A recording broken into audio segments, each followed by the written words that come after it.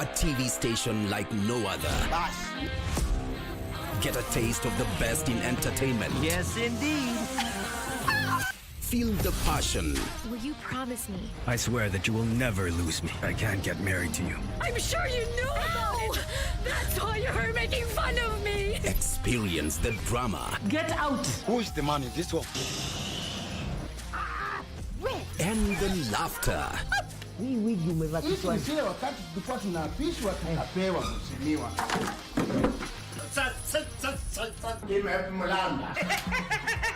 Move to the beat.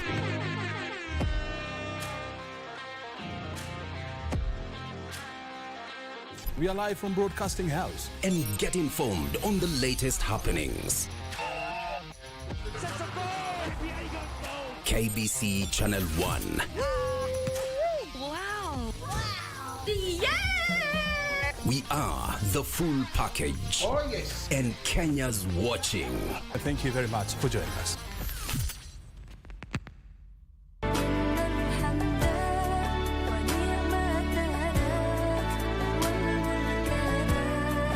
Kuna changamoto ambazo Waislamu hupata wanapojaribu kutekeleza maamrisho ya Allah Subhanahu wa Ta'ala. Tuwe tayari katika hali ya kutafuta elimu ya Mwenyezi Mungu Tabaraka wa Taala. Jambo la pili, hamu yetu kubwa isikuwe ni dunia. Hamu yetu kubwa ikuwe ni akhera. Tufikirie akhera yetu kabla ya dunia yetu. I know guidance come from you, and the devil is a liar. I know guidance come from you, and the devil is a liar. This week on What's in Your Kitchen, we have Chef Lynn from Lynn's Kitchen Gallery, and she'll be making for us mashed potatoes with lamb chops curry and a side of duo vegetables. Yeah, so we do that for about 2 minutes on each side. Okay. Yeah. Okay. They're ready because we had pre-cooked them before. Yeah.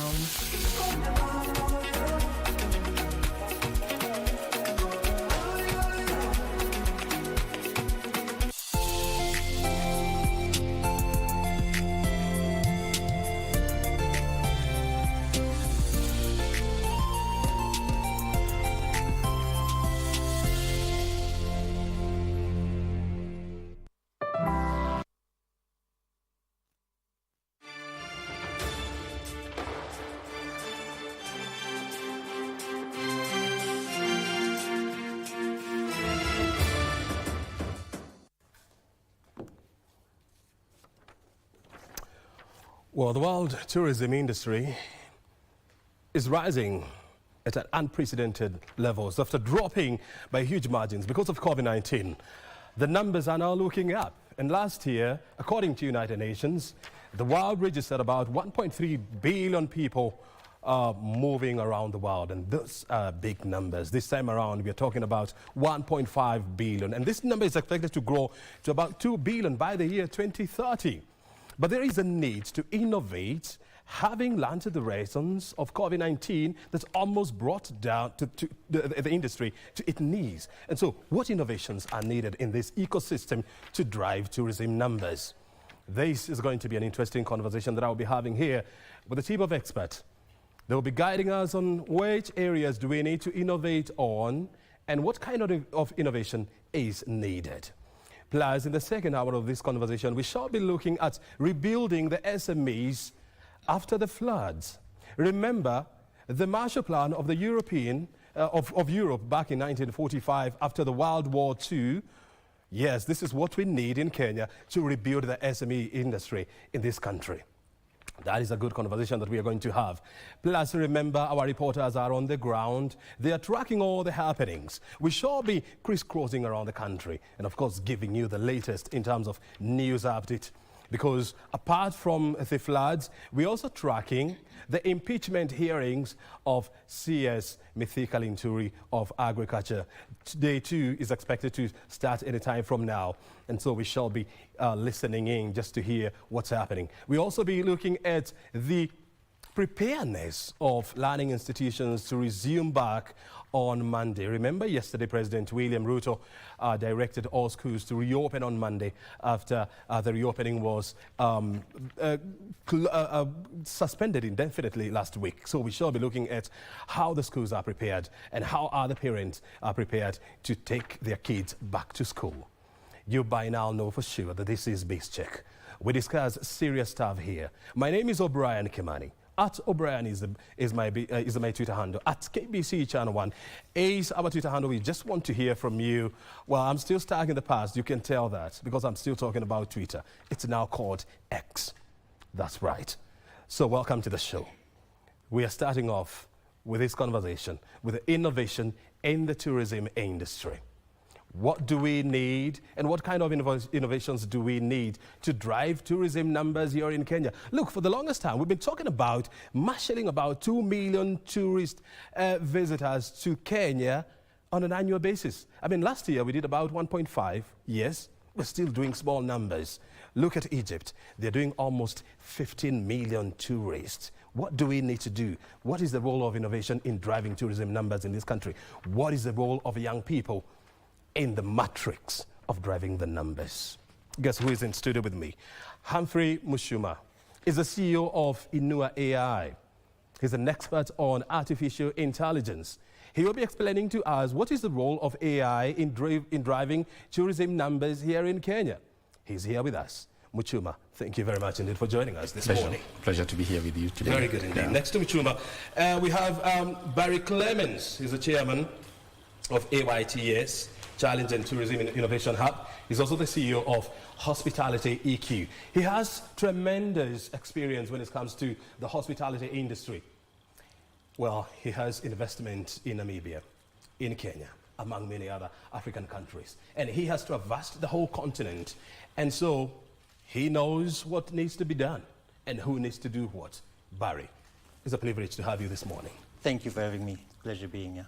Help us, first of all, by helping us understand, when we talk about tourism and innovation, what exactly are we talking about? I mean, we know tourism and technology. I mean, we know innovation and technology. But when we talk about tourism and innovation, what kind of a concept are we really discussing here?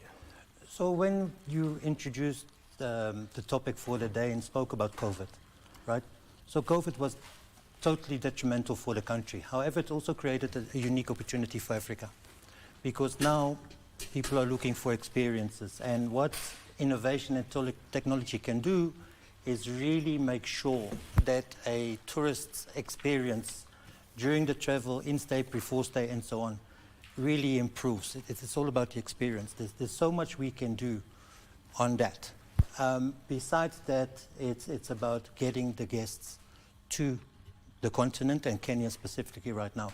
Kenya has got everything that you can wish for. Mm-hmm. But there's still a lot of challenges in terms of experiencing, getting here, etc., etc. So for the continent as such, we've been talking for continent Africa, destination Africa for many, many years. There's a lot of work to be done, but there's a lot of opportunity at the same time. And innovation will play a very big role in that, because innovation will enhance the experience, will make sure that people know where to go, what to do, etc., etc., and pre-experience the destination. When you say that Kenya has all it takes, what exactly are you talking about? So think about Kenya, right? We've got the beach, we've got wildlife, we've got culture, we've got heritage, we've got mountains. So from a tourist perspective, we've got everything someone could want to come and see. That's number one. Number two, we've got friendly people. We've got reasonable infrastructure. Yes, there's place for improvement, but it's easy to get around. So all we need to do now is make sure we market the industry and make sure that when the tourist comes, he or she is actually experiencing what we are putting out there and has got a good experience. A lot of businesses and countries make the mistake that they want to bring the people and they focus on the marketing side. But then the people come and then the experience doesn't match the marketing. So we do have to make sure that when we do this and we focus on the marketing, that when people come here, that the experience matches. So we need to make sure we've got the skills and the technology and the experiences that Muchuma, when you look at the Kenyan tourism industry, do you see innovation? Yes, there is innovation, but I think there's a lot that can go out there and support the industry. I think the perception about AI is that it comes to take, job opportunities, but I think it's coming in to create more opportunities for us, especially the young people. And when I speak about AI, it gets me excited because I look at our young people and I see opportunities for them. And for me, I see, like, for example, I'll give you a good example will be, what are we doing with the data that we have right now? Some of us maybe think this is a lot of work, but we have AI in place. If we do really good data analytics, that will play a big role in the way we actually view, like, tourism. We will actually get to know, like, machine learning as well, machine learning algorithms. We'll actually get to understand, like, where do we position our resources? What are the areas that needs to be reached to? For example, you'll see, like, with machine learning algorithms, we'll be able to tell, like, where do we, invest in terms of infrastructure. And this will be road infrastructure to improve on the safari experience, So I think innovation is there, but there's still big room. There's big opportunity out there. I'm starting to think of when I walk into, somebody that is, selling tickets, for me to a shop, to go visit, let's say, Mombasa and all that. They'll tell you, like, give you examples of hotels that you can go to, and they'll give you prices. But, some of these things can actually do them at the comfort of your room, of your house. Virtual reality is becoming a reality right now. So I can actually get a perception, a view of what to expect, before I actually go to that location. And maybe I'm more interested in rejuvenating myself, relaxing. And that hotel doesn't have that. That will change, and I may decide to pick another hotel because of the virtual reality. And of course, we can see some of these things are actually presented in terms of documentations and pictures, but some of the advantages that we'll have will be, like, you actually get to see. Then we're also talking about carbon emission, so I don't really have to drive to see the the location, and then drive back, and then finally drive there to go spend time with my family. Yeah, so those are the things that I think innovation is there. I think we need to encourage our youths, especially young people, to embrace technology and use it. Are you looking at a situation whereby in the future, because of concerns around carbon emission, are you looking at a situation whereby we're likely to have people-less parks in the future? I think we will see. I think there'll be a balance. You can't really tell with how the future will turn out to be. Well, you can predict. You can predict. I mean, now we are seeing Facebook coming up with metaverse and all this. I can actually step in. I can actually walk into in a park. That's virtual reality, but taken into the next level. So it could happen, but I think the concept behind you going there in person, that will never change. You going there in person, that will never change.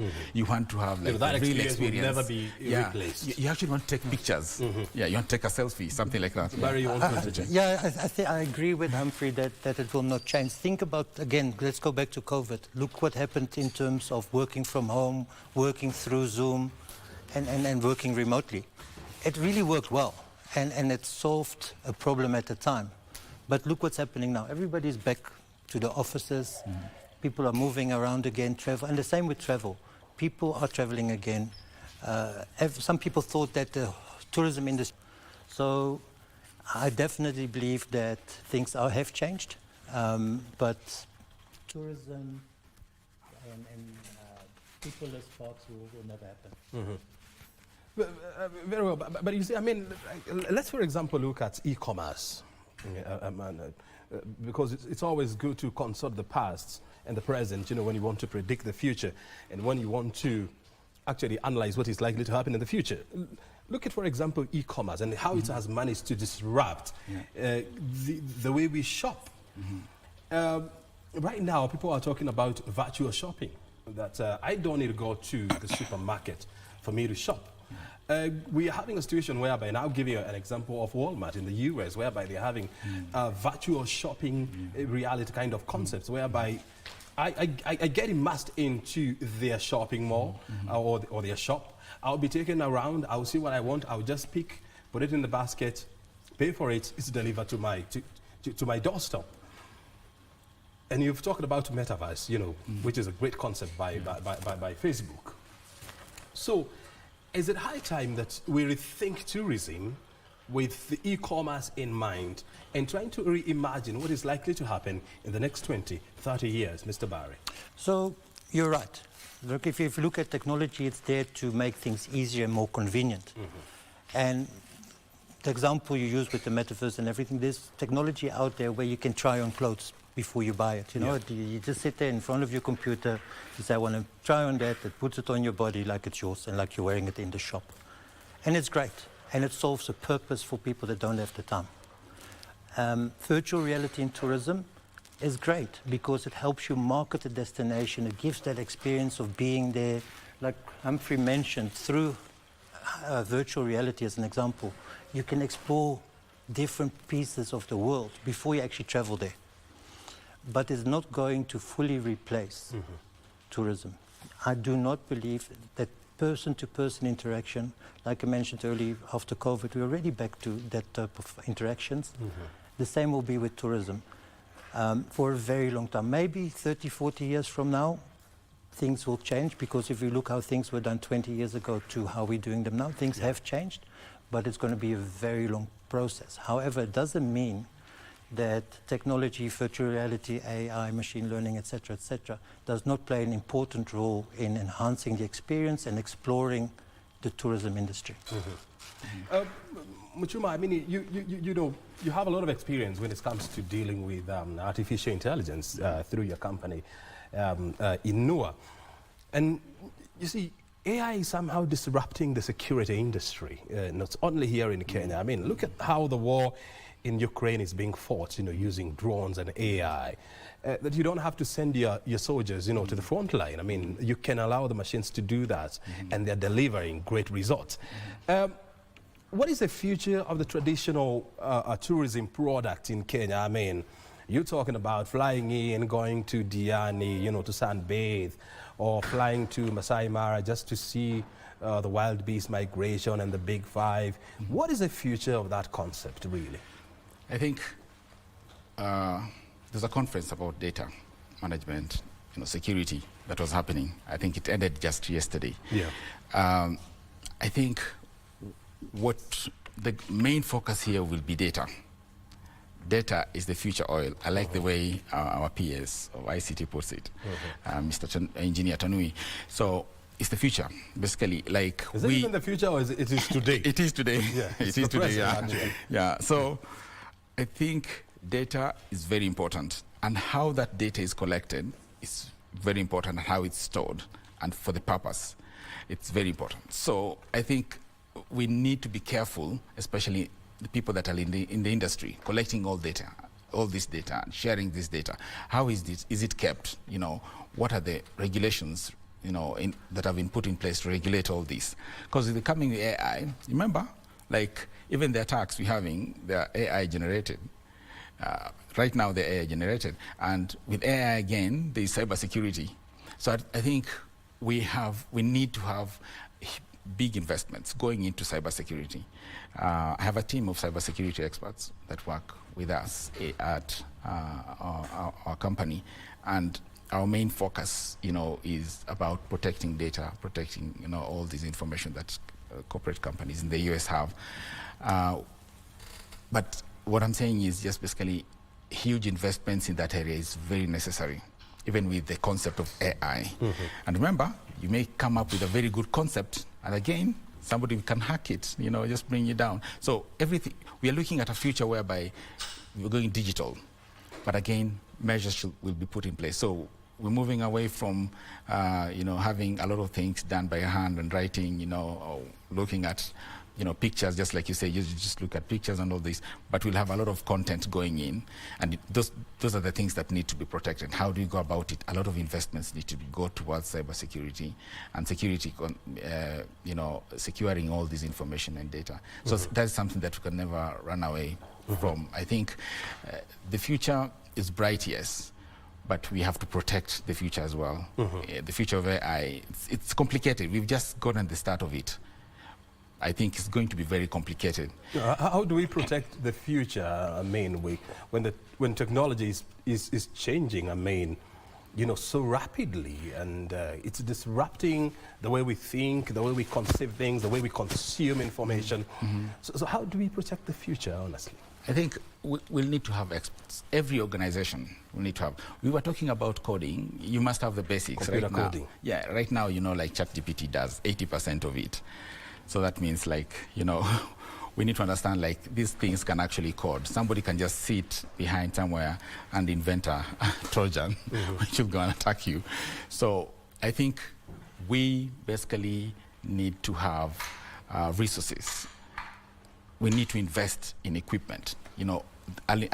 My advice to entrepreneurs, to organizations, will be invest in technology. Don't be scared about technology. Invest in it. Get to understand it right now. As we go along, get also your staff members, go through training programs to understand the need to have security, and the current trends. Basically, they need to understand the trends, and with that understanding, it's very possible for them to come out with countermeasures or ways to see how can we protect ourselves from what is happening in the world right now. Yeah, I mean, there's some people who are evil, so we can't really. We'll still have some bad guys out there. Of course, people with ill intentions will always be there, but we need to be ahead of the game. Invest. That's what I'll put straight to the entrepreneurs and even individuals. Invest in security. Even you have a very good phone there, and you need to invest in security. Install these security tools and platforms that we have on your phones. It's very important. It's very possible. I've experienced it myself. It's very easy for your phone to be hacked. It's very easy for your phone to be hacked. It's very easy for your phone to be hacked. I want to bring Clemens on board. I mean, you have a long history with the tourism industry. I mean, I was talking to you off camera, and you were telling me that you've been in this industry for more than 30 years, 3 decades. And when you look at, for example, the Kenyan tourism industry, I mean, the average age of a tourist in Kenya is about 50 years. And the average age of a Kenyan is about 22, 23 years. So clearly there's a mismatch. And so how then do we create products using innovation that targets the young people, the young tourista, the young traveler? Because that is where the future is. I 100% agree, and if you look at statistics, you will see that the way the youth lives their lives is about experiences, like we've spoken about so much already. So we need to create that, and we need to cater for that. Right now, a tourist coming to Masai Mara used to be the old person, like you said, with coming binoculars on the game drive, binoculars and all of that. Those days are gone. Those people are still there, and there's still a place for it, right? But we need to create product that's different, that caters to they want to be connected. They want to have personalized experiences. They want to be looked after. They don't want to spend a lot of money. They want to travel longer, right? So drop your rates, create product that is not as expensive as the traditional safari product, and get a tourist in place for a longer period of time. So those are just some practical things. Going back to the technology part, is one of the challenges that the hospitality and tourism industry has had over the decades is they've been very slow to adapt to modern technology. There's a lot of legacy systems out there, and that's a mind shift change that needs to happen. Because when I speak to people also, it's about creating your product for the future traveler. The person coming to your property or activity is somebody who was in school today. Right? They'll be the travelers of the next few years. You need to prepare for that. So be ready for that. And people always say when it comes to implementing technology and this, it's expensive. Well, not anymore. There's a lot of product out there that is not expensive. And If you don't invest, what's the cost of not investing? But your neighbor invests, you lose all the business. Well, how are you going to get that back? Right? Not understanding, do your research. People are scared it moves too fast. Yes, it does move very fast and it keeps on moving faster. But if you don't keep up, you're out. So those are some of the things we need to consider. You see, I'm just looking at you, Barry, and I mean, granted, you have a lot of experience and you've spent a lot of time, in the tourism industry, and so you know the ins and the outs of this industry. But your generation is almost exiting the stage, and it's supposed to give way to younger and fresh faces. Are we really preparing the next generation of tourism managers, tourism innovators, and tourism people that are going to take over from the outgoing generation? We are not enough. So in my role at ITIS, the African Youth and Tourism Innovation Summit and Challenge, we identified that. We had the ATLF, which is the African Tourism Leadership Forum, which focuses on discussing policies for Destination Africa, as we spoke about before. And we got all the leadership from ministries and tourism destinations, marketing companies, etc., in the room. And we identified exactly this, that the youth is there, but there's not enough platform for them to really grow, and that's how ITIS was born. Then having run ITIS for a couple of years, we said there's still not enough. We need to motivate and support the youth. Because one of the things that we've noticed is that the youth thinks differently as we do. You identified it correctly. But they haven't got the business acumen and the skills to bring those ideas to fruition. They don't know how to create a business plan, how to work the economics of it, where to find the funding for it. And that's where, let's call it our generation, needs to do a little bit more to make sure that gap gets bridged so we can move forward in the right way and make sure that Africa as a destination, and Kenya specifically, can thrive through the youth. Well, if you're just joining us, you're coming to you live from Broadcasting House. I mean, we're having a cool conversation here on how to drive tourism using innovation. We're talking about artificial intelligence, smart things, big data and so much. Those are the buzzwords in the world today. They're going to drive tourism numbers. I mean, look, for the longest time, Kenya has been talking about driving tourism numbers and clocking the much talked about 2 million visitors per year. Our target is by the year 2025 to achieve these major milestones. But look, in the scheme of things, those are small numbers. We shouldn't even be talking about 2 million visitors coming to Kenya. I gave you an example of Egypt. It doesn't have great beaches like you have in Diani. It doesn't have national parks like you have in Mount Kenya, in Masai Mara, in Mount Elgon. It doesn't have the big five. It doesn't have lions. It doesn't have elephants, rhinoceros, and so much. But it has something that it has to offer. And we're talking about the pyramids and the desert safaris. With those two, it has managed to attract about 10 million visitors. Yes, you got me right. 10 million visitors on an annual basis. Look at France. Here is the world's top leading tourist destination. They're almost clocking 80 million. Yeah, 80 million visitors this year with nothing like we have here. And so when we talk about product, we have the product, we have the people, we have a great destination. What we just need to do is to innovate, and you see the numbers growing. We're in the company of great men here. Mr. Barry Clemens is the CEO of EQ, Hospitality EQ. He has more than 30 years of experience in the hospitality industry. He's here with us. We also have Mr. Muchuma. He's the CEO of Inua AI. It is one of the leading artificial intelligence companies in Kenya. He's leading that front to ensure that AI is accepted in Kenya and Africa at large, and it is deepened. And that is the conversation that we are having here. Muchuma, you talked about the fear of human beings, and let's face it, over the generations, there's always what we call the fear of the unknown. And when I was growing up, we used to have a say that it's very hard to train an old dog. Is AI really going to make people lose jobs in the tourism industry? Not really. Let me start from somewhere. In the US right now, they're training young people in software engineering and AI and cybersecurity right from the age of 5. By the time they're getting to grade 8, they can actually sit in front of a computer and do programming. They can actually sit in front of a computer and, you know, do or work in a SOC environment, that is Security Operations Center. So it starts right from, I mean, we just need to do, I usually say I'm not an education expert, but we need to do like an overhaul of the system somehow.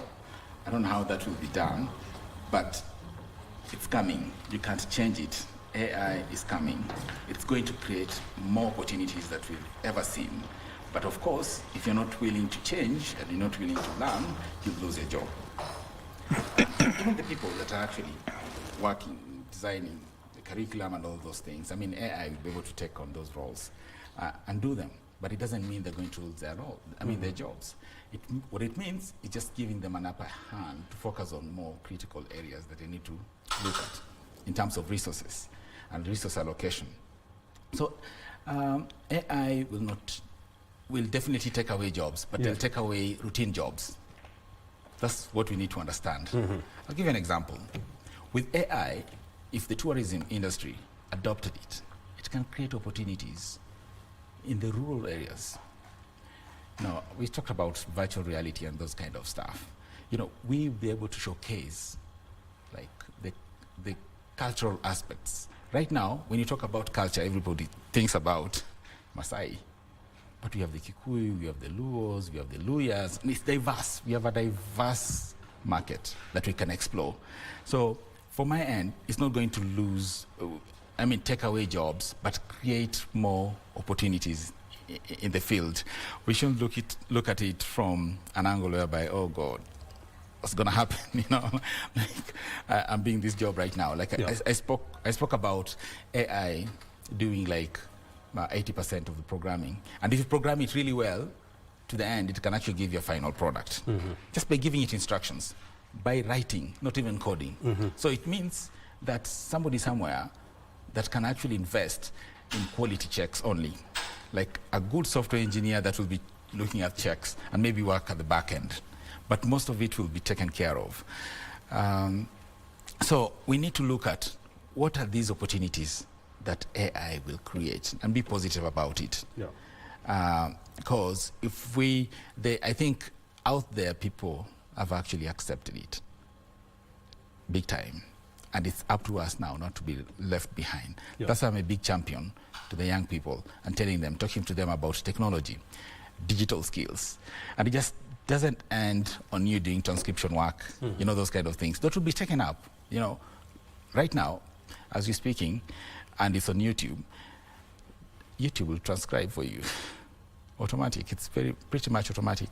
And you've seen even programs being translated into Luya, Kikuyu, Kalenjin. It's AI that is doing that. We can actually have a conversation in Swahili right now, or in English, it can be translated to French as we speak on real-time basis. So those things are happening, and I think it's high time. For me, it's high time we went back to the drawing board. I know it's happening, but we need to do it really quickly before we are overtaken by events. We know ChatGPT-5 is coming. It will be 5 times more better, more efficient. So what does that tell you?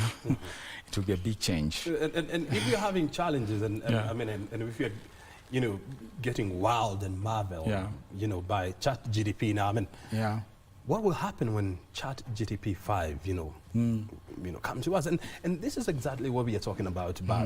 And I want to hear this from Barry. I mean, you see, when you talk about a tourist, you know, what we have in mind here is an image of an old man or woman, you know, in a Panama hat and shorts and binoculars, you know, hanging around their neck. Is this the tourist of the future, really? It's not. And just to go back to the topic just now, I fully agree with Humphrey that we're not going to lose jobs. Jobs will change. And because of the opportunities created, we create opportunities in a much broader spectrum, in different regions, to different areas, different people that were unemployed before, but now will have an opportunity to be employed. When we think about employment in tourism, we always think direct employment. But there's so much more. Where does the food come from that is served in the restaurant? How did the food get there? You know, so it's so much broader. So if we use AI in the right way, a lot more jobs will be created in a much broader region, and jobs will just change. In terms of the tourists, no. We already said this is not the tourist of the future. You're going to have young people that want, again, experience. The key word is experiences. They want technology. Before people came to Masai Mara and they wanted peace and quiet and just see the animal with their binoculars. People want to be connected nowadays. They do not want to be offline. So connectivity is a big thing, right? If you at your hospitality establishment have not got this Instagrammable place, you do not exist almost, right? It's important to be visible. We need to leverage that a lot more than we're doing right now. These influencers are there. So again, that is not your future tourist. It's a young person wanting different personalized experience and convenience.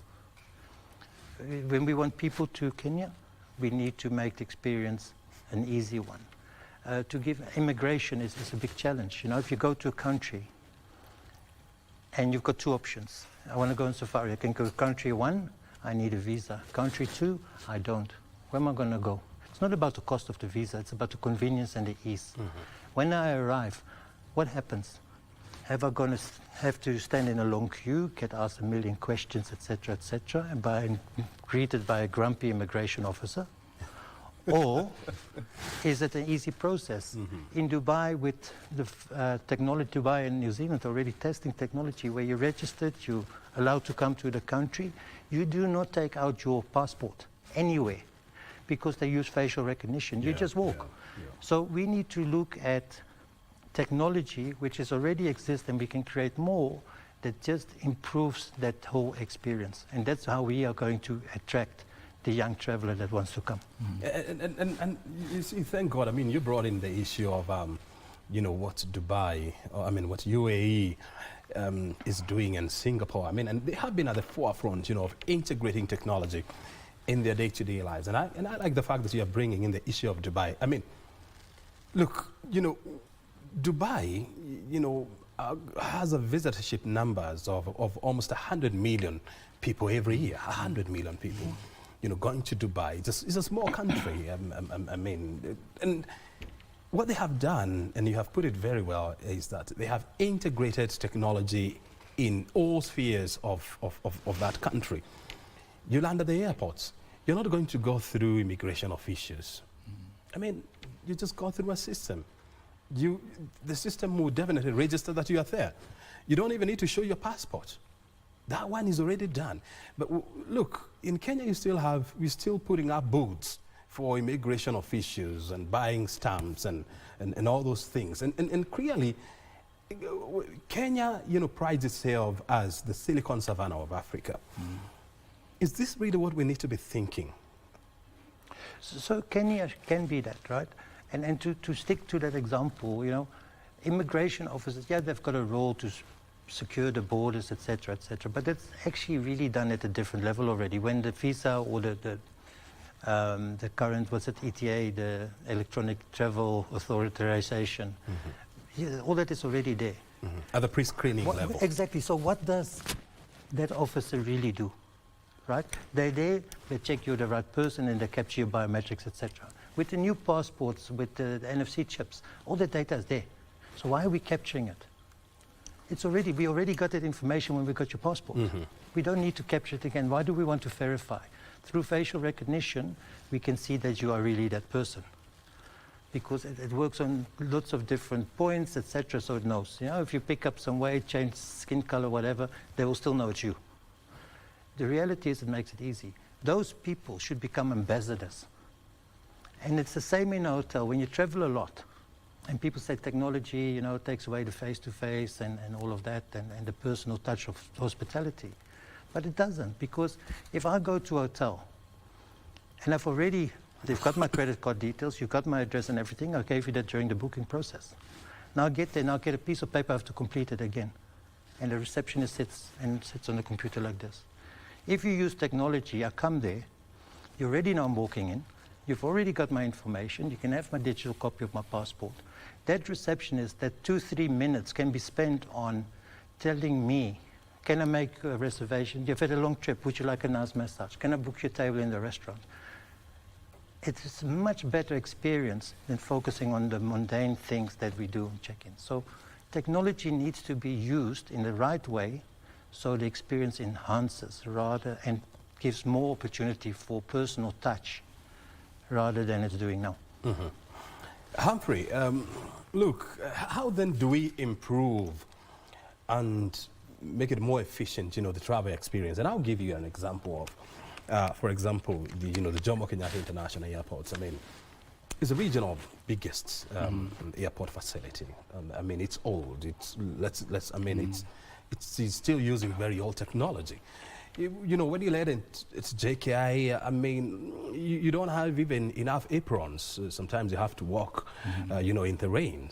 And then you have to queue for 2 hours in some cases, during the rush hour, for you to be screened by immigration officers, for them to stamp your document.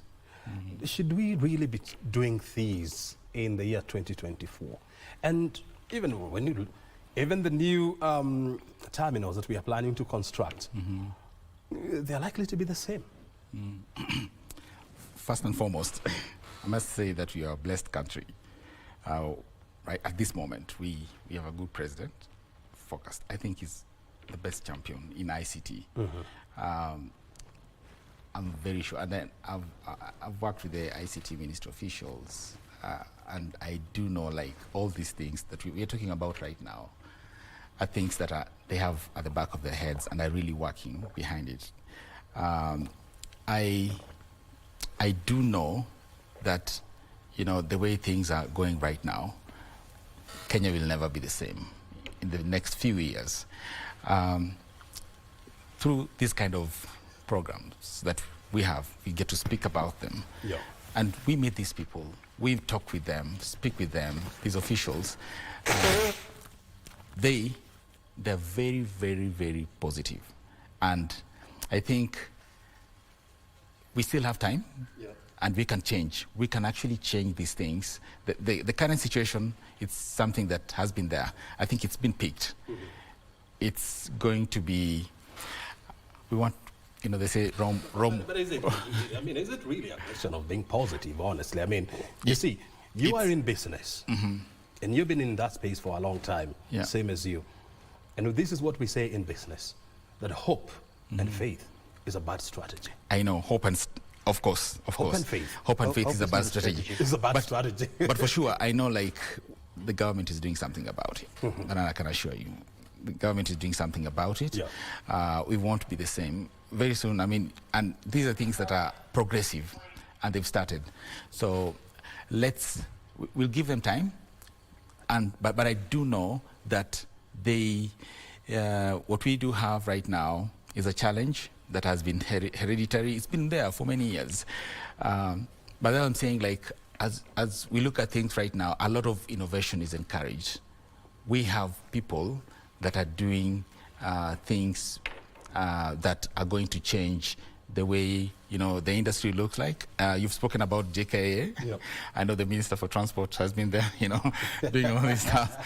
And believe you me, BTOC, the PS, migration. Yeah.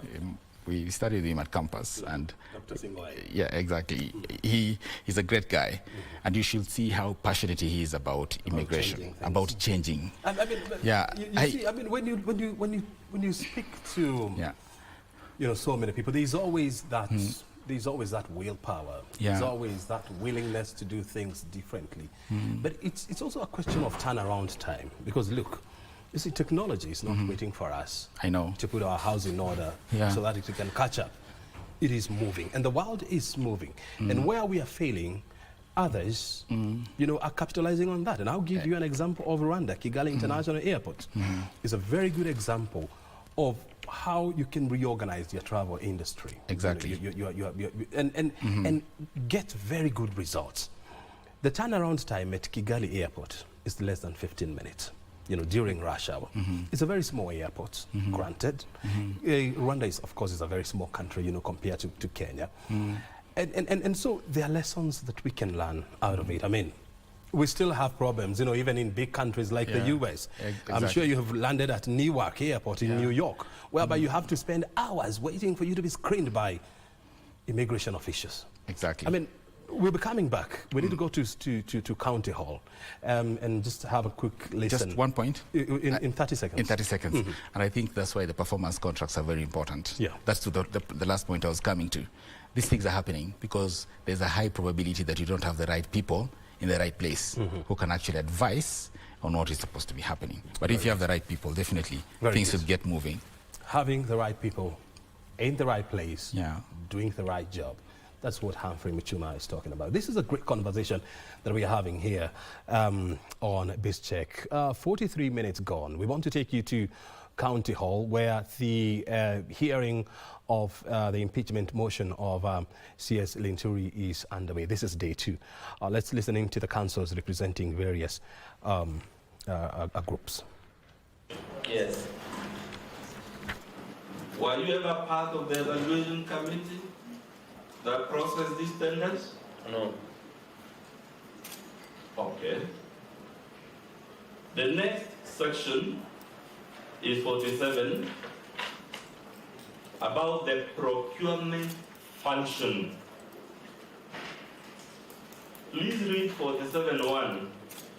A procurement function shall be handled by procurement professionals whose qualifications are recognized in Kenya. So it says all procurement functions must be handled by procurement professionals. Yes. Are you a procurement professional? No. It has a 48 on an inspection and acceptance committee, correct or incorrect? Correct.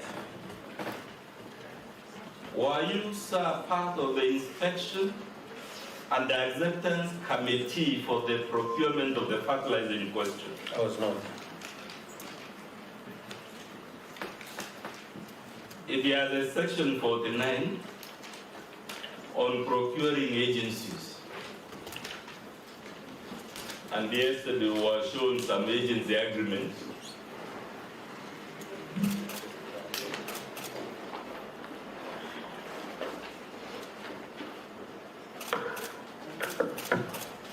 It talks of sector-specific procurement agencies.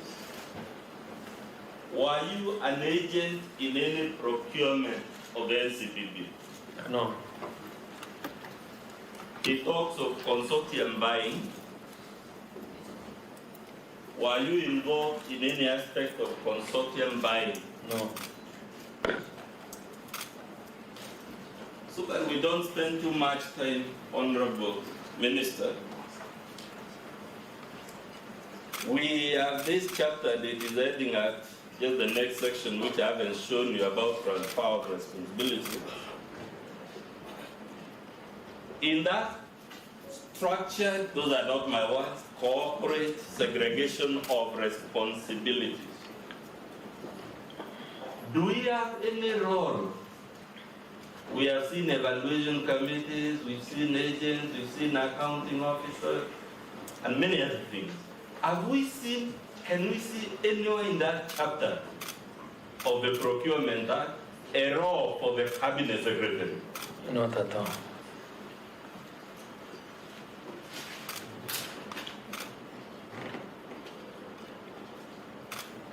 Sir, in number B, you are accused of, that is page 3, Honorable Chair, of gross violation of Article 46, and the words used through and through is that it appears, Honorable Linturi. The allegation is looking at you, the mover formed the impression. 1B, Roman 1.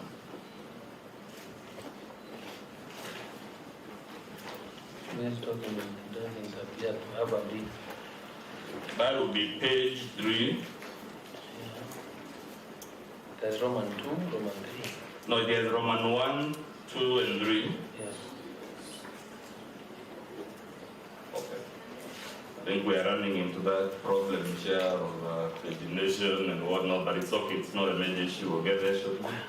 Until, because I said the refraction errors, I plan to dedicate one hour to Mr. Mawira so the committee can warn me once we reach 3 hours, then Mawira can do 1 hour.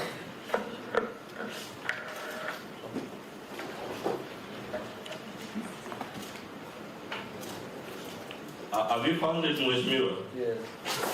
It is said there that it appears you have committed. And my question to you,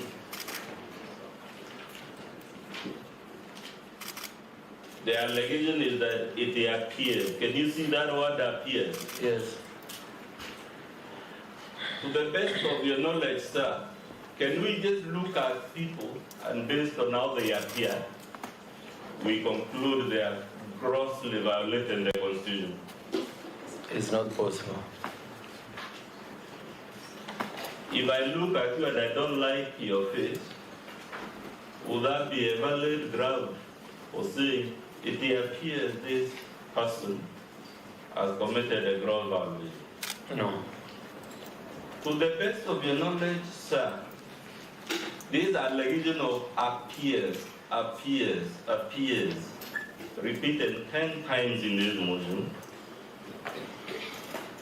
as the mover disclosed these things is able to see as it showed how it appears that you have committed a gross violation of the Constitution.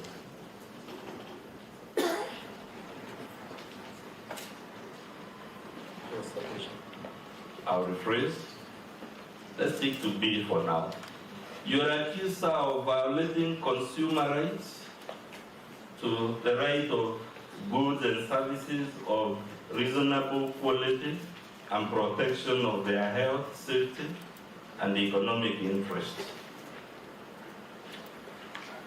Are you a distributor of any goods that are at the inquiry before this committee? No, I'm not. Are you a manufacturer of any of the goods that are at the inquiry? No. But the Honorable Linturi, do your duties as Cabinet Secretary extend to testing goods so that you're sure they're of the right quality? Is that your duty as Cabinet Secretary? No. As a matter of fact, Honorable Linturi, do you even have the qualifications that would enable you to know this is fake fertilizer and this is genuine fertilizer? I don't. Would I be right therefore to say, as Cabinet Secretary, you are wholly dependent on the advice and judgment of independent agencies of state on this matter? Correct.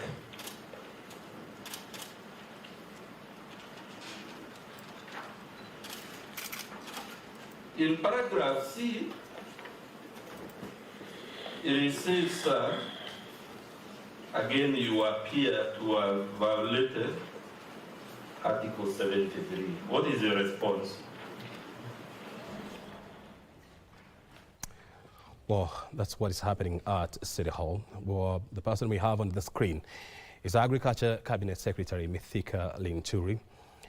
He's being questioned by attorneys representing various groups, and this is expected to continue for a couple of days, and so we should be in a position to be giving you more information as it comes through. You're watching Biz Check. We are live from Broadcasting House. The time now coming to 10:52. We're almost wrapping up. But before we do so, we just want to dash to the county of Kisumu and get to see what is happening there. And then we'll come back and wind up the show with a guest in the studio.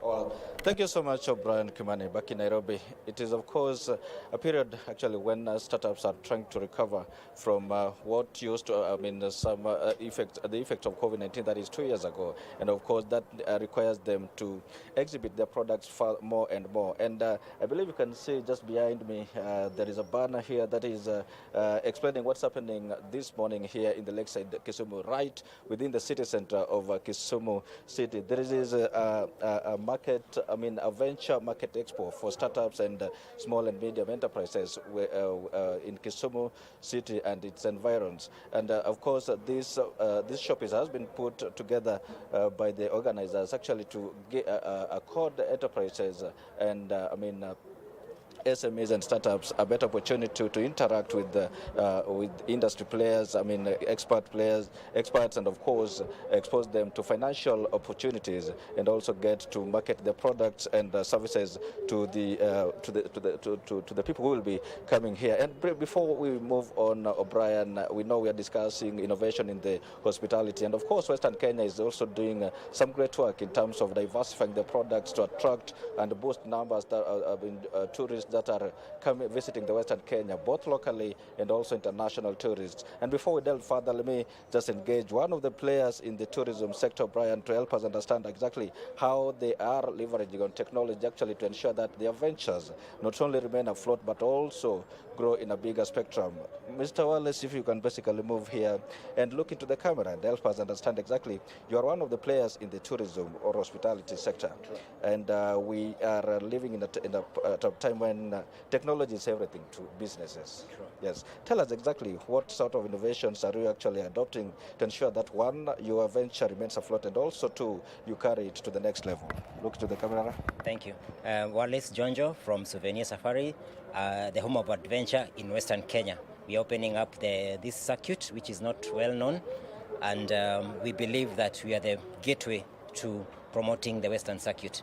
And we have so many things that sceneries and places that people haven't visited. So in terms of technology, let's say like today, for example, we have come to an exhibition. It means that you have to do many flyers like these ones. And since we have so many packages, Kenya is so big and wide, leave alone Western Kenya. So that would mean we'll have like 20 flyers. So what we've done, because we want to make sure that our customers, we are taking care of the environment, we just come up with a QR code, and then you're able to scan with your phone, and then you have all our packages within your phone and within your reach. So that's part of what we do in technology. I'll also bring this is a guy who does our website, and he's our technology supplier in the industry. So maybe I'll tell him, he can advise you about AI, how AI is helping the tourism sector. All right, thank you, Wallace. Just briefly, brother, you look into the camera, tell us exactly how do you leverage technology to ensure that the business, as Wallace has mentioned, actually is not phased out in the face of technology? Okay, first, Gabriel Kamala. I work with Souvenir Safari. Be loud enough. I work with Souvenir Safaris. How we do it is that we improvise new technology as time goes by. For example, right now we are using an AI that can help us to send emails, maybe check up afterwards when you have our clients, and we also use it to sell ourselves in a way that we have a wider range of people that haven't visited places that we are offering. So what we do, we give them, like he has said, we have a QR code. We can send them a QR code to show them the places they haven't visited, the rates at which the places are going at. Then we connect with them and provide them with the services that they need. Well, today there's quite an opportunity for you to market your services, but then outside an expo like this, which other ways do you guys ensure that you market your activities? Even you've talked of the QR code. Where exactly do you place your QR code, or where do you mount them to ensure that people actually get to see it? Oh, yeah. Today, in the world that we live in, people are mostly based on social media. So what mostly we do, we create ads. For example, if you go to Instagram, you can find our ads there. You just scroll and out of nowhere, a pop-up will show up. You'll see our QR code. If you're interested, we have a link there. You can click on the link. Secondly, basically, early next month, we have an expo like this, but it's based in Tanzania. So we attend most of these expos to connect with our clients, to connect with our cultures too. So through that helps us to connect with our clients. Thank you so much. And just very lastly, technology comes with quite a number of security hitches, and probably Wallace, I think I'll need you to answer to this. What exactly do you do to ensure that even as you leverage technology to take your business venture a notch higher? What strategies do you take? Do you adopt to ensure that you don't fall a victim for cyber in the face of cybersecurity as well? Cybersecurity is actually very personal to me, because there's one time I got linked to the Turkish embassy with one of the consulates, and it so happened that the supplier I was using then to do our site and all our digital marketing, his hosting was hacked. So you can imagine I had access to the Turkish market. But that day, because opportunity comes once, imagine I missed that opportunity. So from that day, we ensure that we use trusted suppliers. We don't just use anybody or only the free softwares that are being offered. We ensure that we use trusted people, because the same people who give you, the same softwares, they've spent so much money developing those softwares. So there's always a catch. So, and you never know who's out there. So I would encourage all the tourism players and even all small and medium-sized businesses to, at least you might pay a little extra coin, but use trusted software and trusted suppliers. Thank you. Thank you so much. O'Brien, those are the voices from some of the industry players, players from the hospitality and tourism sector, actually helping us understand exactly how technology can be leveraged for the purposes of ensuring that the ventures remain afloat, and also they're taken or they adapt to the changing environment of business as far as technology is concerned. You've heard them mention about the vitality of social media in the sense that they place their QR code on various social platforms, and then they expose that to potential customers, such upon that when they scan upon on that QR code, they get, the potential customers get to know the various packages they have for, and in that way they get to expose their products and attract potential customers. Well, it's just in the morning, this expo is opening up, and of course we'll be continuing to speak with many, to engage many ventures actually, to get to understand exactly how they get to use technology to ensure that their businesses actually, or ventures, not only remain afloat but also advance technologically. Well, that is it from this end, O'Brien, but then we'll be able to get to package this further to expose, explain how innovation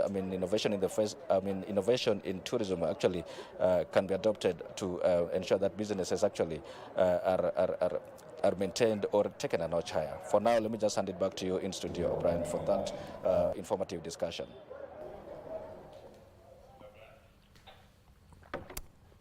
Very good. That's our reporter in the city of Kisumu. And the conversation there somehow rhymes with what we're discussing here in the studio up now, because I can see it's well past 11 in the a.m. We've been having this conversation around tourism and e-innovation. We've had a good conversation, that's right, here.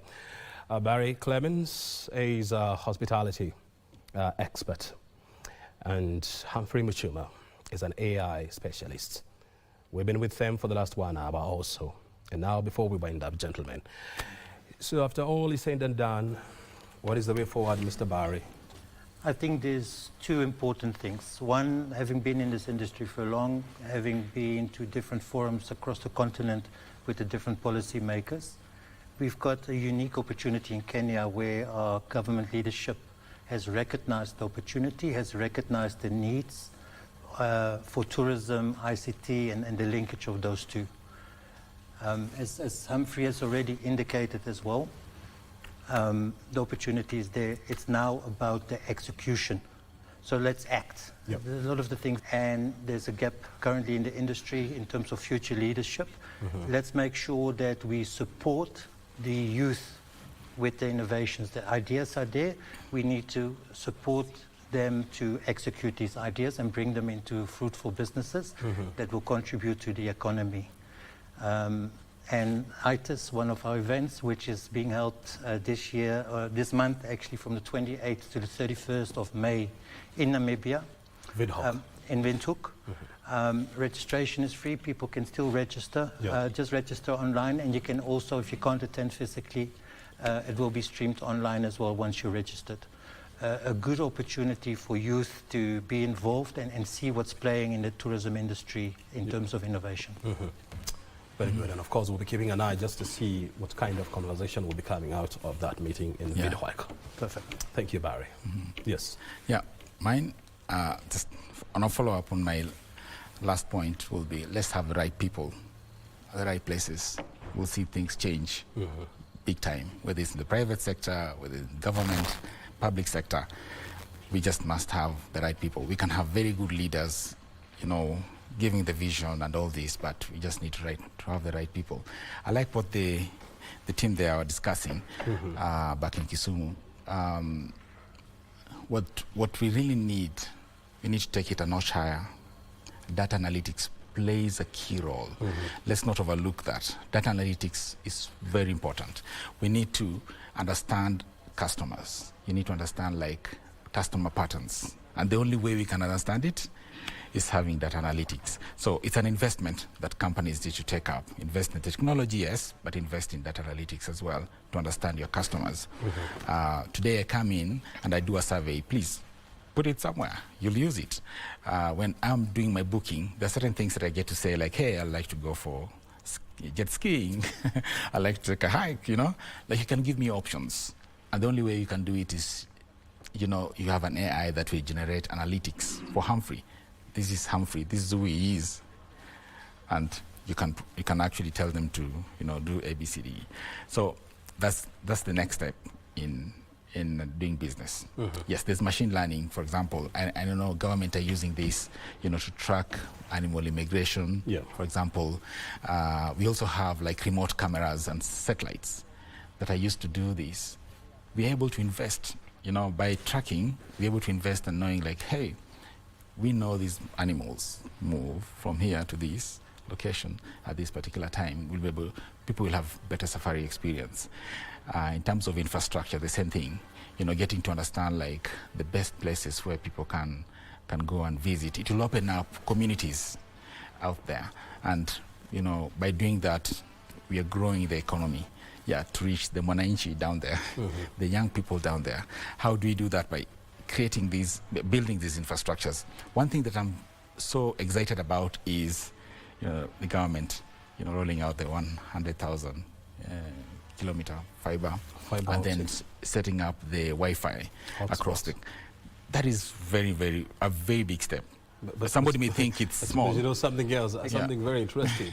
And I like the fact that you buttress the point that we don't just need to have the right people in place. We just need to have the right people doing the right thing at the right time in place. And I was having a conversation sometimes back with the PS for ICT and digital economy. That is engineer Tanui, yes. And he was telling me that you know, even after the government was you know, has been installing those free Wi-Fi hotspots, you know, in markets, in townships and centers, they discovered that people are using the free Wi-Fi to download music and videos and to watch football. Okay, and so then we need to also have another conversation on how then do we train our people to access the right content? Exactly. It's about education. There's a lot of education to be done. Before we go, Clement, Humphrey, I want to hear from you. I mean, the government, you know, the schools are reopening on Monday after they were suspended because of the floods. The floods, yeah. The government has been talking that have been impacted negatively by the floods. How can we use AI to map out the schools that are badly damaged and come up with responsive measures? Yeah, I think some of this technology can be replicated. Access to satellite, access, you know, imaging, access to, you know, remote cameras. You know, these are some of the things that can help us really understand, like, which areas are being affected and how best we can put infrastructures in place in the future. So we can be on the ground, yes, but we need AI to do some analytics, especially the machine, you know, learning algorithms to help us understand. Maybe we have the weather forecast team, you know, like doing their job, but now we also have to understand, like, we need that aspect of AI to understand, like, what is really happening on the ground and which areas are prone to be affected, you know, which areas have been affected. By having that visual from the sky, I think we'll be able to put the right infrastructure. So technology that uses machine learning algorithms to, you know, take those imagery pictures, just have an understanding of how best, you know, some places it will be easy to fix by just building a dam, for example, putting an investment, building a dam. There's a lot of water. You know, we have one of the largest dams being built in DRC Congo. Yeah. Yeah, maybe we can explore that. Yes. Mega. There's a mega dam being built there. I've just forgotten the name, but there's a mega dam being built there. So we can Katumba Dam or something. And I'm actually told it can serve half of the continent. Yes. Can you imagine? So there's a lot of, like, potential in that. We can use this machine learning algorithm to understand, like, the patterns and how these rivers, lakes, you know, and I mean the rivers flow and all these things that are happening right now, to know where to invest and what to invest in. Yeah, and of course, just the last point, like you talked about, having the right people at the right place to do that will change. But just know, I mean, I know from a technology standpoint, we have the right leadership. Very good. Maybe we just need to review, like, who are the implementers.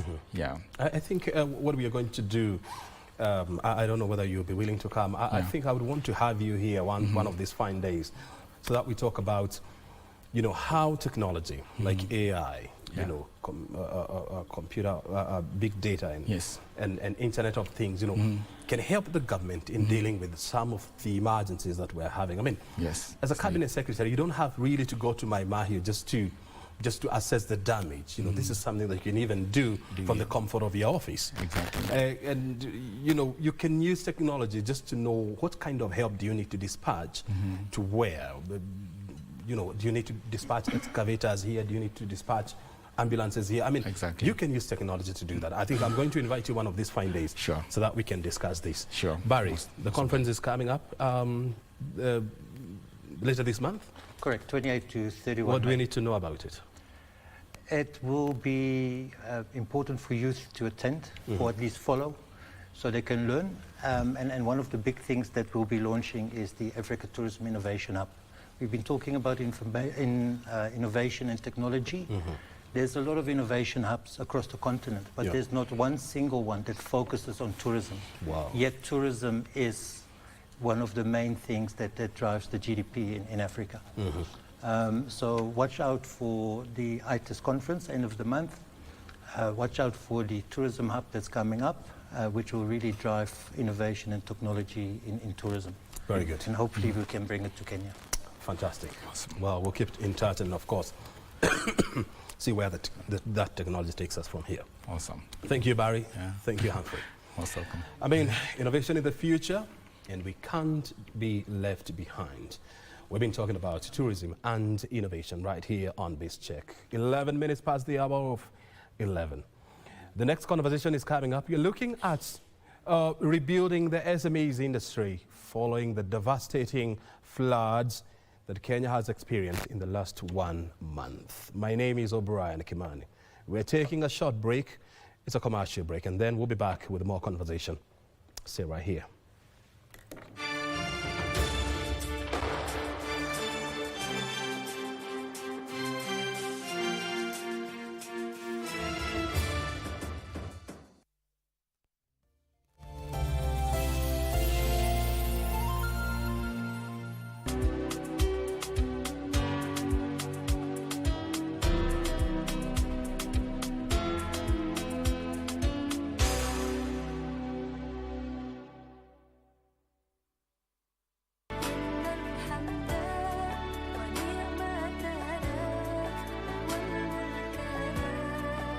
changamoto ambazo Waislamu hupata wanapojaribu kutekeleza maamrisho ya Allah Subhanahu wa Ta'ala.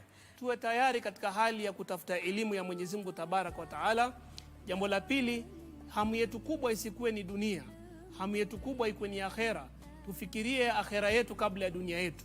I know guidance come from you, and the devil is a liar. I know guidance come from you, and the devil is a liar. You're one busy lady, Millicent. I don't know how you do it. What do you want? To talk. Kaikara is going to come at us. He'll smile at you and stab you at the same time. Why did you have him quit his job? Oh no. He did that all by himself. Kwani ni nini anamthreaten nayo? I don't see any documents on you. Once me and my family are out of the country and safe, I will hand over. Hakuna shimo sitakupata.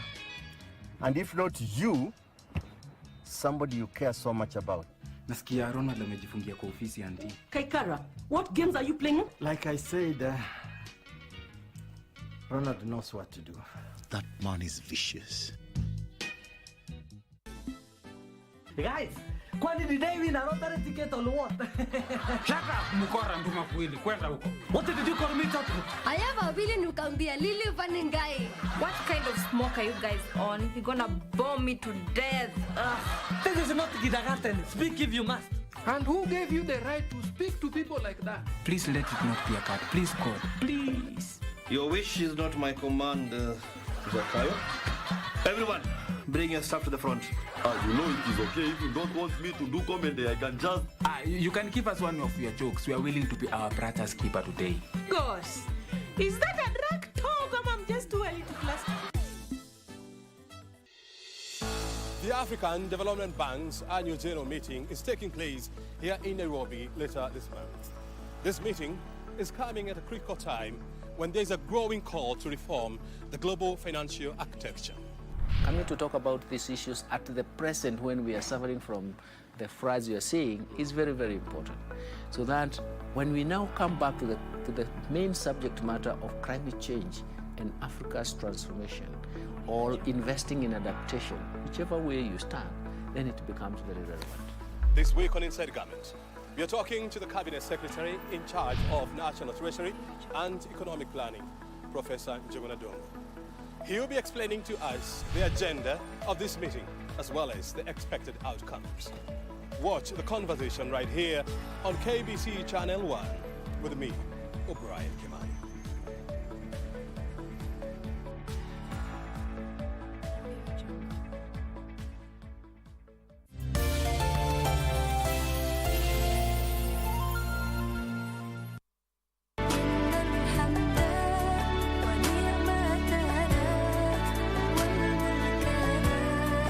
Kuna changamoto ambazo Waislamu hupata wanapojaribu kutekeleza maamrisho ya Allah Subhanahu wa Ta'ala. Tuwe tayari katika hali ya kutafuta elimu ya Mwenyezi Mungu Tabaraka wa Taala. Jambo la pili, hamu yetu kubwa isikuwe ni dunia. Hamu yetu kubwa ikuwe ni akhera. Tufikirie akhera yetu kabla ya dunia yetu. I know guidance come from you, and the devil is a liar. I know guidance come from you, and the devil is a liar. You're one busy lady, Millicent. I don't know how you do it. What do you want? To talk.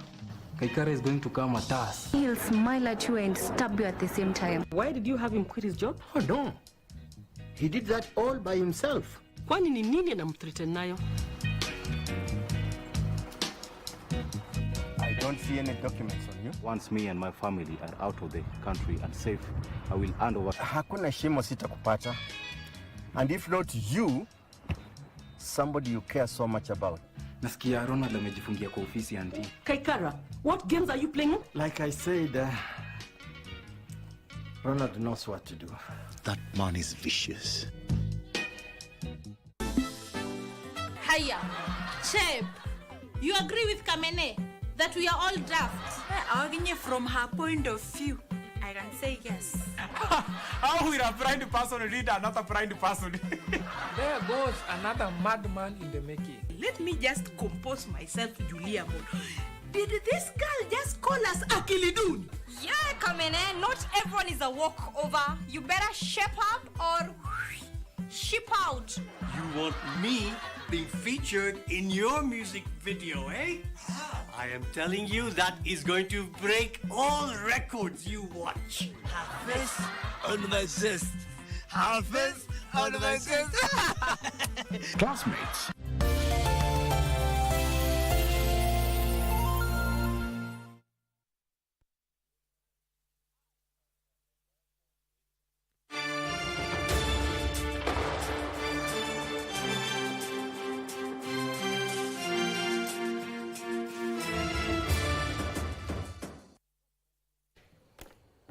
Very good. I mean, welcome back. You're watching this check. We're live from Broadcasting House. The first hour is gone, plus 18 minutes. And of course, we were discussing innovation in the tourism industry. Time now to shift gears and talk about how now we can rebuild the SMEs industry after the devastating floods in this country. Most SMEs have been negatively impacted. I mean, they have closed shops and sales have gone down. And if something is not done, then we are likely to lose about 35% of all our SMEs that were in operation before the floods. That's a conversation that we are going to have here. Don't you want to know where I got the numbers? I was having a conversation the other day with the PS4 SMEs, and that is what she was telling me. In the not so distant future, the government is going to roll out a concept whereby they're going to advance more credit to SMEs to help them in their recovery efforts. And talking about the floods, we know Mai Mahiu was one of the areas worst affected by the floods. So many lives were lost. Today, there is a joint service for the people who lost their lives there. And so we want to take you there for some few minutes. We listen in, and then we come back as I enjoy a glass of water.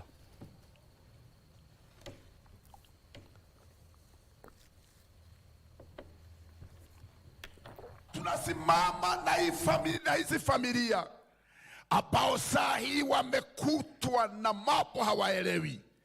Oh, they are overwhelmed by sorrow, pain, confusion. Hawajui wafanye nini. Lakini wewe umesema kuna rock, kuna mwamba that is higher than anything. Daudi akasema niongoze kwa huo mwamba. Oh, nijishikilie nipate uwezo wa kusimama. Tunawaombea leo Bwana, wanyoshe imani zao. Washike the rock, the Christ Jesus, ili wapate true joy and true comfort. Maana ukweli, it is not easy for any one of them, lakini there is a rock that is higher than them. Tunaomba Bwana uwaondolee huzuni, uwape uwezo wa kusimama. Hata maswali mengi walionayo Bwana uyajibu. Tunawaombea amani, amani, amani. Amani inayotoka kwako, amani ambayo inaondoa huzuni na kilio. Well, that's the funeral service of the Mai Mahiu floods victims. It's currently underway at Mogas grounds. We're expecting Deputy President to be there. That is Mr. Gashagwa, His Honor, His Excellence. And so once he is at the site, we'll definitely move over there. Time now to come back to the studio and continue with our conversation. I was telling you about the impact of the floods on the SMEs industry in this country. There is a serious need for us to reconstitute and reconstruct our SMEs industry if we don't want to lose them. I have a team in that studio that is going to help us understand what do we really need to do to save our SMEs industry. We have Mr. William Otieno. He's the director of Partforce. He's joining us. He has been in the SMEs industry for a long time, and so he's going to help us with his wisdom on how to navigate the SMEs industry. Thank you very much indeed, Mr. William Otieno. Thank you so much. Very good. And then we have not Dr. but Dennis Liali. He's the chairman of Western Elite Circle. He's also joining us this morning. Thank you, Dennis. Thank you, Mr. Kimani. And just next to me is Elisha Winger. He's the director of Mentors Africa. He's going to help us understand how do we need to mentor our SMEs so that we can help them get back on their feet. Elisha, asante sana. Thank you very much. And I want to start with you. I mean, when we talk about mentorship programs, you know, for SMEs and for businesses, I mean, a lot of people don't see the point of that. But what is the role of mentorship in driving your business? Well, thank you very much, Mr. O'Brien, for this opportunity. And just to get straight, first to introduce Mentors Africa and what we basically do. We are a mentorship platform that basically we offer mentorship to the younger generation in terms of in different spheres, and that includes even financial mentorship through our partners. And one challenge that we have, or one gap that is there, especially in the SMEs, is you have young people that have got very brilliant ideas. They've got very powerful ideas, but you realize that there is a gap between the idea and the execution, the implementation. So if you are not mentored in terms of how to make the nitty-gritty decisions, especially navigating through such situations. You have got a business where you depend on, you have to make sales every day, you must open every month, and then now 2 weeks or even 3 weeks you're down, a lot is not working. You really need a lot of support, not only financially, but also, psychologically and even in terms of skills and information, so that you can be able to know what can I do and how do I pick up myself and move forward. Yes. Very well. I want to hear these, from the Western Elite Circle perspective. How has the SMEs been impacted by these floods? Okay, thank you, Mr. Kimani. Yeah, first of all, said the alum this year, they were chairman, and actually, who are we? We stand for, of course, Western Elite Association, and what we do is that we promote togetherness, empowerment, and sustainable development in the Western region, and we have various professionals, senior professionals, say business people. We have people in the government and all other areas, sectors of the economy. And what we do actually is that we are currently working, of course, in the real estate space, building 400 bed-sitter units for students, of course, solving a crisis there. We are also part of the people in the hospitality space. So you asked about the issue of the impact of the floods. Actually, the reality is that for the last 1 month, over 1 month, we have been experiencing a lot of floods, of course, globally, in the United States, Brazil, and of course, Kenya is part of that. And from that, this has caused huge damages in this all over the world, and in Kenya, of course, in particular. So when you look at that, what is the impact of that? Number one is that we have seen the issue of destruction of property. And on that, actually, the agriculture sector, which of course I'm also part of, part of the agriculture sector, has been majorly hit.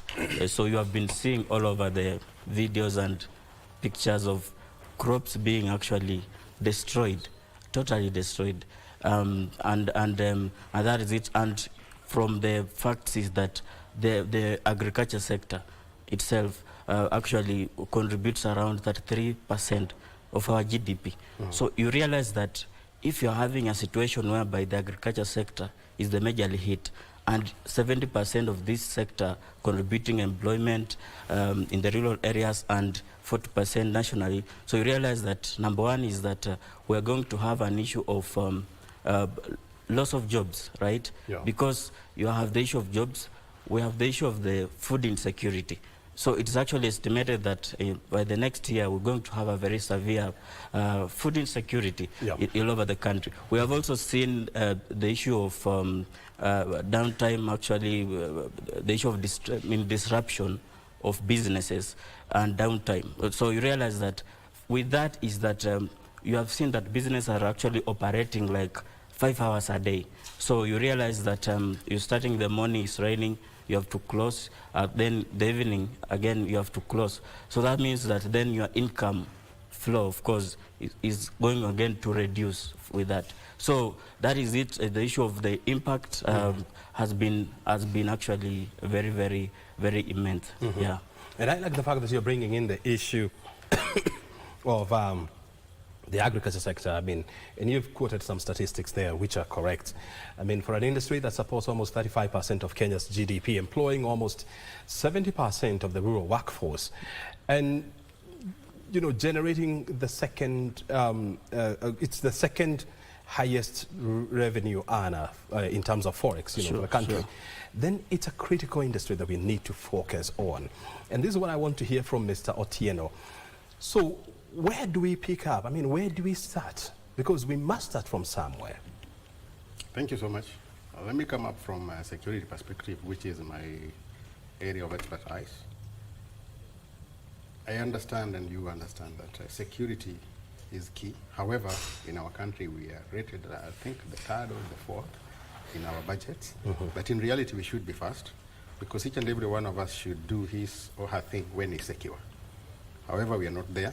So when we talk about mentorship and the rest, that one comes in handy. Yeah. That security as a department or security as a trade should be classified and given its due respect and its position, so that each and every one of us puts his security first before we do any other thing. That besides, the other thing I want to talk about on the effects of the flood and the rest of the things. Padforce Security, where I'm working, is a registered security firm within the country. We have businesses almost in about, out of the 47 counties, we can see we proudly talk of 23 counties we have our presence. And so we traject. That's almost 50%. You know, yes, we traject and move across the country on issues of security. And so we also understand and know that where are we and what are we supposed to do. We, as people, we give manned guarding, we give alarms, we give dogs and services, and then we also give fire security. So in security industry, we are. But as I said in the opening remark, that we are not classified as such. So you find that the effects of the flood, which we are now talking about, and now the mentorship, which is the next way we need to take, is that, number one, the mentorship should take us to the level that we are classified or recognized. I want to praise that there is a regulatory authority which is coming up with so many ways of doing this, which I want to say is a positive one, and with process, it will help us go to the next level. However, the most important thing that I want to say, and I want to believe, is supposed to be done in this security sector so as to help the SMEs. I think the security sector is employing past 1 million in this country. The security sector is employing past 1 million. And now with the effects of the floods, I know, personally I've not been affected as such, but the floods which raged in Mathare, the ones which raged in Kasarani, the ones which raged in any other place like I know the security sector has been affected. Perhaps even some of our security personnel have been swept away. And when they've been swept away, you find that a security person, you might find one security guard is a bread earner for a family. And when is a bread earner for that family, and then even the African style, we also have other connected lines that I might be a bread earner directly to my family, but there are other people who are relying on me. So in this case, I would request, or I would think that the government and the authorities which we have in this particular aspect should at least think of putting security where it belongs, and then the necessary trainings and skills which should be given to our people. Like now when we talk about the floods, it would have been very prudent that you now find that the responses are the security teams which are responding to this particular place. There was a video which was going out where some 6 men volunteered and went into the water and rescued a girl who was stuck to a tree somewhere. I think you saw it. Yeah. Yes.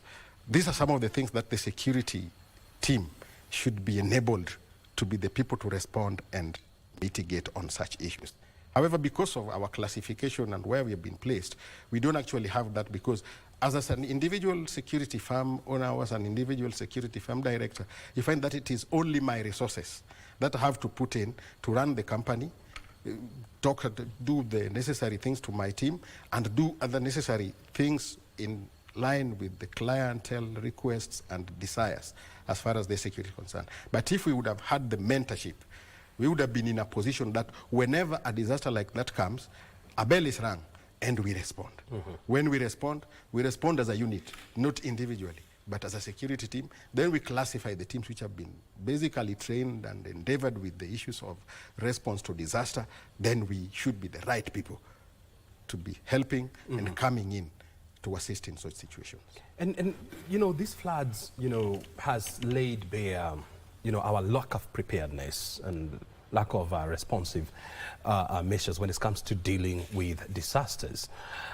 Is it high time then we developed systems and processes whereby SMEs are trained and enlightened on how to respond and how to behave during seasons of disasters? Very true. It is high time that should have been done, like yesterday, actually. And you know, the SMEs basically is the employer. So many other aspects of the workforce we have in this country are actually coming the employer, 80% of the country's coming workforce. from the SMEs. Yeah. So each and every SME should be empowered along its line. Like when he talked about the mentors, when he talks about the agriculture, he talks about the welfare of the finances, I talk about security. We should all be endeavored in our own lines so that whenever something comes which needs his attention, the bell is rung and they are the people who are caught up and they get into that. When it comes to the disaster preparedness and the rest of this thing, basically this is security. We are the people who are supposed to have been enabled by our systems and the governments so that we have the funds. Because basically the most important thing we do not have is the funds. I will not be having two people who I have on standby that these are going to respond to these funds. But at the end of the month, I don't have any invoice. I'm sending somewhere. But if we'll be enabled so that I can send an invoice somewhere for these 5 people who are basically trained and left to respond to disaster, we would be at a different level. I want to hear this from you. I mean, look, so many people are now, you know, suffering mental breakdown. You know, you had your furniture shop, it was swept away by floods. You had your small restaurant, it was flooded, you have to close it down. Apart from giving them, you know, the assurance that we are doing something, how then do we attend to their mental well-being to ensure that they get back to their business in the right state of mind? Yeah, that's something that is very, very vital, because if I'm to communicate from the humanitarian space, because Mentors Africa, we are at an NGO, and I have to commend the amicable job that the humanitarians and number of NGOs have been able to do, you know, providing blankets, working together with the government and just providing whatever we can be able to do. Now, the next phase, because this person may be, most of the people who have been affected from the, you know, the slums or those areas, or even, let's say, Mayu. This person, there are people that their lives have completely been distracted or destroyed, and they may never, for example, those who are evicted from their residential areas, that person is not going to go back there. The government has reclaimed that land. And you realize maybe this person was depending on this small business. So first, and the bills are not stopping. The schools are reopening. You have children, they have to go to school. Teachers will ask you for books. There are demands. These children must eat. Licenses have to be paid. Licenses have to be paid. Rent have to be paid. Rent have to be paid. Taxes are also there with you. You know, so the first thing is the psychological torture. You listen to stories of people and you can't imagine. You know, people are telling stories. Yesterday, I saw a video of expectant mothers. They are in the camps. Expectant mothers? Yes, and they're in the camps and they are worried. How will it happen? Because there's a story of this woman. She has got 4 children and she's expecting another one. And you know, now she's here and she does not really know how she's going to manage the whole space because it's a camp and everyone is there. So there is a very dire need for us to begin organizing mental health, you know, sessions. And how can we be able to get to these people as much as we are offering the support currently now? Then number 2, apart from the mental health, is the financial support to start these people off. Yeah. How can we be able to provide, you know, small monies to help this person start their businesses back? They've lost their restaurants, they have lost, because the government will not be able to provide food for all these people all the time. Yeah. The well-wishers will not continue doing what, you know, Kenyans, we normally come together when there is a calamity, and then after that, people are busy. They'll go back to their lives. So how do we make sure that as we are going back to our lives, we leave these people in a sustainable environment? So there are very serious need for, you know, get more volunteers to offer mental health and just counseling. And number two, how can you be able now to mobilize funds and be able to help these families start up their lives? We may not take them back to their initial stage, but at least somewhere to get them starting. Yes. Liali, I mean, the government has announced that it will provide about 10,000 shillings, you know, to houses that have been affected by the floods. We are here to get more information and more details about how that is going to be rolled out, and, you know, how the houses will be marked up for this. But is it also high time that we started thinking about how we're also going to come up with packages that will help SMEs? Yeah, it's a very high time, of course.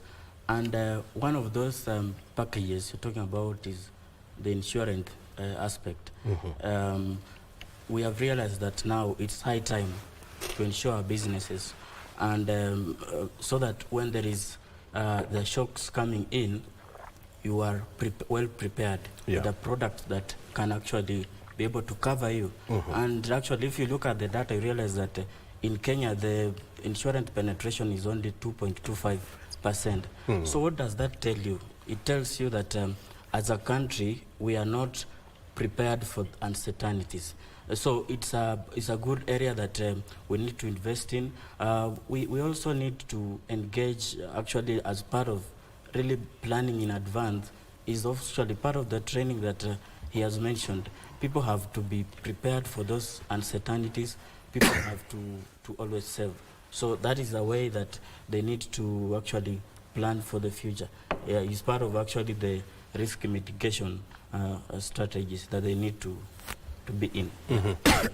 You see, in 1945, you know, after the World War II, in 1948, the US Congress passed the European Marshall Plan, which was anchored on 4 areas, you know, to help rebuild the war-torn regions of Europe, to remove trade barriers in Europe, to modernize industries and improve European prosperity. That plan is credited with driving the prosperity of Europe and helping Europe, which was completely tattered by wars, to come back on its feet. Is it high time, Mr. Otieno, that we think about coming up with our own Marshall Plan that will help the SMEs in this country get back on their feet, and not just getting back on their feet, but get back and flourish? I believe it is high time that should have been done, and it should be an in-house. It should be an inbuilt, something that we do ourselves. However, it's something that we can do ourselves when we are guided. And that is where the word mentorship, as we put it, or the reason why we're talking about mentorship on the post-flood, is supposed to be coming in handy. We have our government, we have our organizations, like myself in security, we have PROSAC, which is an organization which we are all following, and several security companies. We need to come up with such a thing. We start it at our level, then put it up. You know, as a security entity, Mr. Liai has talked about insurance. Us, we cannot operate without insurance. If we try operating without insurance, basically, we will not even have the business. Because any client... It's actually a legal requirement. Yes. Any client you're talking about will ask you, are you insured? Before I give you my business, are you insured? So we have the insurance. However, that individual insurance is not enough. If in any case we can pull in together, so that then little I do, the little the other person do, the little the other person does, we pull in together our funds. And these funds are now supposed to be used to bring in the mitigation plans, so that in event that there is a problem, we have a fallback. that we can say so and so has been affected in this direction. Those who are affected on this level can be assisted on this level. The ones who are affected on this level can be assisted. And we do it all with ourselves. And then our systems can also come in to cap in, then put in some more funds, so that it can be a big basket that can help us regenerate and recuperate from wherever we have been taken and move to a level that we can restart ourselves and move on. And I want to pick, for example, the case of Texas. I mean, it has undergone very severe flooding, you know, in the last 2 weeks. And we have seen the governor of Texas. I mean, of course, you know, you can't compare Kenya and Texas. I mean, Texas is a wealthy American state. It's 100 times, you know, wealthier than Kenya. But there are some few lessons that we can learn, you know, from how they have managed to deal and to respond to the issues of flooding in Texas. And we have seen Greg Abbott, you know, coming up with a package that will help, you know, affected businesses, small businesses, you know, get back on their feet. This is in form of grant. And so, I mean, we may sit back and say, hey, wait a minute, I mean, you're talking about Texas, you know, it's a wealthy state. But even us, in a small ways, and I want to hear this from Liali, then what kind of rescue packages should we develop, you know, for our SMEs to help them get back in the shortest time possible? Yeah, of course, you mentioned about Houston, of course, that is Texas, and how they have reacted to that. So we also have to address this. Remember, we had just COVID just recently. And how did the government tackle that? We have the issue of, and of course this is what we're supposed to do, some of the packages, when the government having, of course, a fund that can be able then to support those people who are actually, who have been affected. So number one is having in place a good government fund, of course, with the partners from various places. Of course, you have the World Bank and others, so that can help them. Another package, of course, can be in form of what we talked about, the issue of training. So these businesses have to be... Somebody might say that we have the Hustlers Fund. Yes. Is that enough? No, that's not enough because of the size. We're talking about the size of the funds. Hustler Fund, most of the Kenyans average, they should be getting around 500 as their limit. You know, you have a limit. So, of course, I'm not saying that it's not, it's a very good fund that is really helping in the development of this country, but we need something that is substantive. I mean, something significant. Should be like what, how much? Of course, the amount of 20,000 should be sufficient. I'm talking at that bearing in mind that I said that our country, most of the people are in the SMEs, 40%, right? So that one should be able to help someone. For example, if your crops were destroyed, you should be able to get some fertilizer and getting feed, to your feet, and even those who are having those small shops. So I talked about the issue of another package. It's not just in terms of money, but in terms of talked about training. They also need to be taught about how to diversify their businesses. You know, when you have a diversified portfolio in the business world, is that when the shocks are coming, they might not affect all the areas that you have invested in. Yeah, so that is it. The issue of diversification, very crucial for this. For these businesses, and those are some of the. And then also another thing is that I talked about the issue of banks also. You know, we're just talking about government, but government cannot, as Jeff Kennedy said, of course, government cannot do everything for us. I mean, so we have the issue of the Kenyans themselves. How can they be able to tap into the external capital? I'm talking about the issue of the loans, you know. We have banks that offer good loans at affordable rates. So it's a matter of that package, then the government being able to partner also, work with these banks, you know, and other lenders, then being able to tell them that can you actually be able to access credit to these people who have been deeply affected by this, the impact of the flood. So it's on those lines that we need to really focus ourselves on. Very good. I mean, if you're just joining us, we're having a good conversation on how to revive, how to revitalize, and how to reconstruct the small and medium enterprises. And speaking statistically, 80% of jobs in Kenya are supported by SMEs. That's right.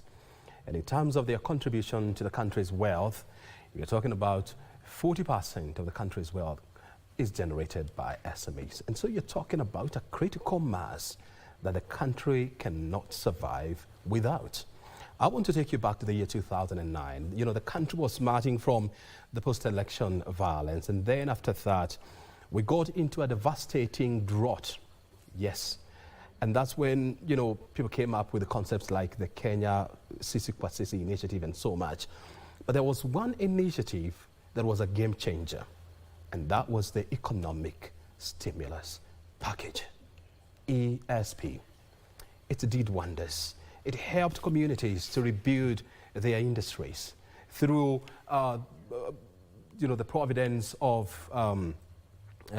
fertilizer, of small equipment, you know, like you know, welding machines, fishing ponds, and so much. And that package, or that program, is credited with helping SMEs in Kenya get back on their business, on their feet. Should we think about developing this kind of a concept in 2024? That is the conversation that we are having here.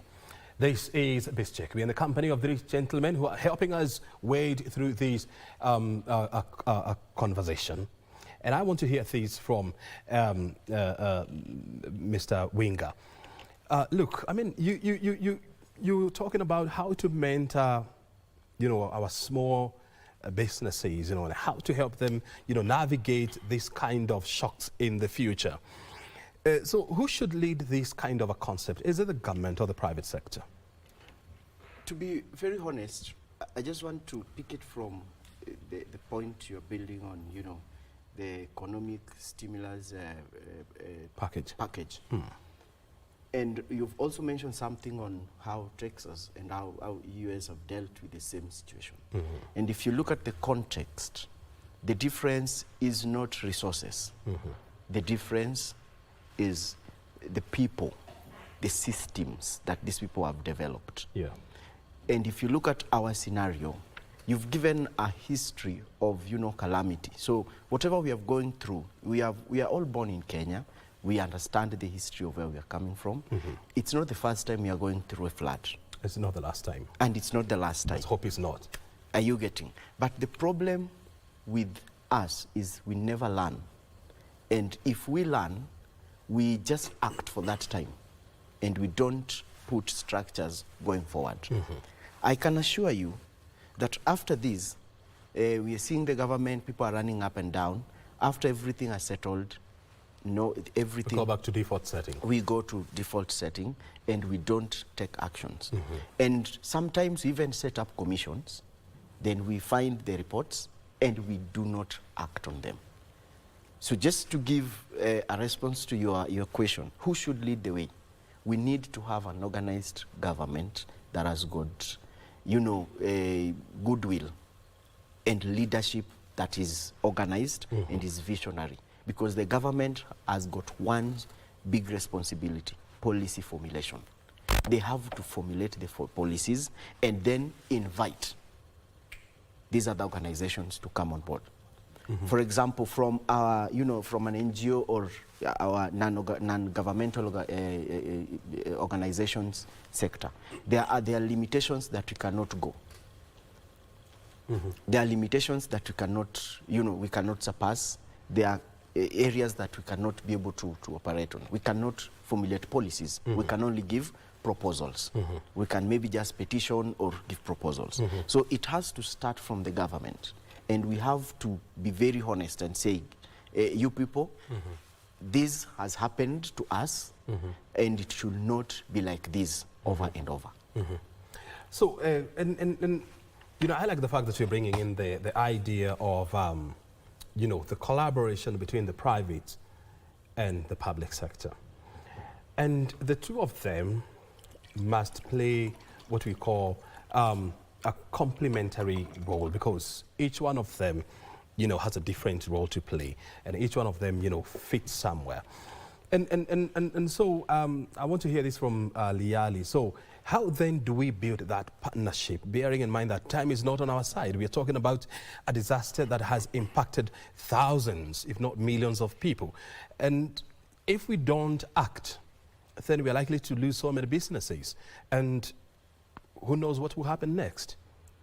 Yeah, the issue of fusion integration, of course, between the government and the private sector, of course, that's a very critical space that has to be explored. And you say that, you rather talked about having a very immediate plan that this can happen. I talked about the issue of, the immediate plan is the issue of, for example, the loans that I talked about. If these banks can be able, the government can work with the banks to actually access this credit to the, to various SMEs, then that can be very great. So that's how this partnership has to be rolled out. And then another area actually to really explore in the immediate term is about various businesses, actually the private sector. We have those, and the private sector you have businesses that are able, we say that they are good in terms of the cash flow and the rest. Just the way we handled with COVID, you used to see various companies coming up and saying, I'm going to actually donate this to this and that, right? So this private sector, and we have good umbrella bodies, KEPSAs and all those, they can be able to come and say, we are putting up a package as the private sector to go and actually support this business. So that is how then they are going to be able to work with the government, because we said government cannot work in isolation. And of course, as the private sector, we are still the government ourselves. So it's a way that we need to really act very fast. So the other things like trying to work with them mentally and all that, and that's why we have various organizations that are actually working. The issue of mentorship, a very critical space. You know, even if you cannot give me even 1,000 shillings, but you can be able to talk to me that it shall be well, then that's a good way. So that's how I'm just looking at highlighting the issue of the government actually partnering with actually the private sector. The government has good plans that are going on, and we are very, of course, pleased with them. Actually, it's just a matter of increasing the intensity of how they are doing their things. But it's just a matter of them being able to work with the other players. Other players in the industry. Yeah, sure. You know, because I can see we're almost winding up this conversation. I want to hear this from Otieno. So what lessons do you think we ought to learn from the ongoing calamity that we are finding ourselves in that should prepare us on how we're supposed to respond in the future? Several lessons, but the most important lesson we need to learn is, I want to put it at individual level. It should start individually. Before we take it to the next level of the organization or even to the government, each and every one of us should be organized to itself and learn a lesson. Like when we had the floods of Madare, people were swept away when they were in their houses. We don't learn our lessons, and you will find that when the rain subside, we will be building again on those riverbanks. And then, when the rains come again, we will be here shouting at our top of voices, the government should do us something. Which, of course, if we really learned our lessons and did not go back to the banks, before, like now, the rains we are talking about today and the floods we have witnessed have gone a notch higher. They've gone a notch higher. Because we've had some floods and the rest, but they've not gone to this level. Like within this week, I saw Nyando. When you see Nyando, the water is now going over the bridge. River Nyando? Yes. In Ahero. And the distance, which in normal distance is always higher than this building, where the water is always and where the bridge is always. And this time around, water came up to the extent that it was going above the bridge. Those lessons we should mitigate by our individual personalities. The government should only come in to subsidize, giving directions. And the government should come in because the government is the custodian of almost all the lands. They should set aside places where they, like now, in Nyando, these are the places where we normally have floods. If an individual person cannot do this, but the government is able to have been having a place where they set in tents, they prepare. Once the meteorological are stocked and they see the trends are coming in, something is done. That one can only be done by the government. But our individual levels, we need also to be careful to the extent that we don't get back to these problems. In Mukuru, there was a clip which has been going on in the country where their systems are talking about there is no more demolition, there is no more this, and then the next day people are coming in and saying my certificate of children, birth certificate, all whatever we had have been demolished. And so you see, such type of lessons should be learned by individuals. Very good. And even the people who are building these particular houses should be regulated and put aside, that we do not accept this. But that one now is the government which can do. Very good. But we should start from our individual aspects and capacities. I mean, gentlemen, we must come to the close of this conversation. I mean, time is always flying very fast when we are having fun, and of course when we are having great conversation. But we hope that we have learnt our lessons. We're going to pick up the pieces and run and rebuild ourselves. Your time is highly appreciated, gentlemen. We look forward for more of these kind of conversations. I mean, this is, of course, an ongoing issue. Otherwise, enjoy your afternoon. Thank you. Which is in about 2 minutes from now. Asante sana. Very good. Thank you very much. Well, rebuild, reconstruct, and of course recapacitate. That is what we need to do, even as we look forward to how we are going to rebuild our SMEs. You've been watching 2 hours of solid conversation. We started with the tourism industry, but now coming to a close on how to capacitate SMEs. My name is O'Brien Kimani. We're taking you back to Naivasha, where the memorial service for the floods victim is taking place. But before we go there, let's first of all go to County Hall for the hearing of impeachment motion of Agriculture CS Mithika Linturi. And thereafter, we go to Naivasha. Let's go to document under flyer number 2.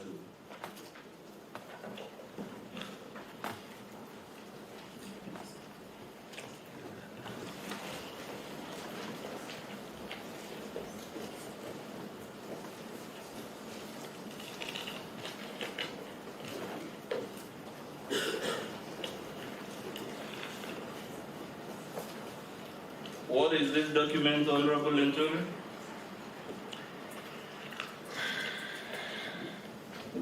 This is a charge sheet.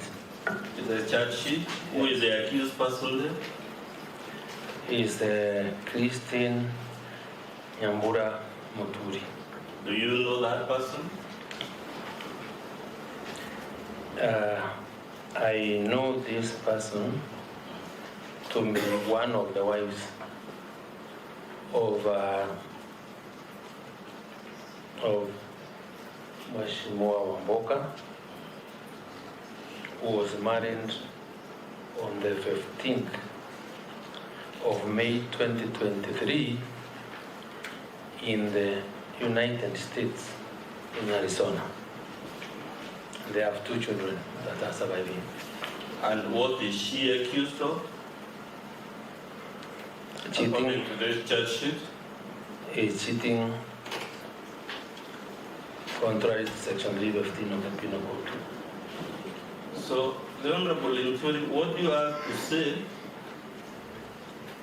about this grad-studying accuser of yours and the fact that in his own nuclear family there are accusations of this type? Chair. Honorable TJ, Council, what are you reading to the alliance question? That specific area. Honorable Chair, the move of this motion has taken the posture of a gentleman who cares about our society, the public interest, the vulnerable, his public spirited. He's a bona fide man acting in good faith. Clearly it must say something if he can't do charity at home. I'm trying to build basically the case which I'm allowed by the law to discredit the character of my client's accuser, but more importantly, I get you, Chair. Just leave it there. I haven't finished, so there is another reason. No, just a minute. Yes. You know, when we subject issues in public glare, the more we speak about them, the more we accentuate the information therein. In fact,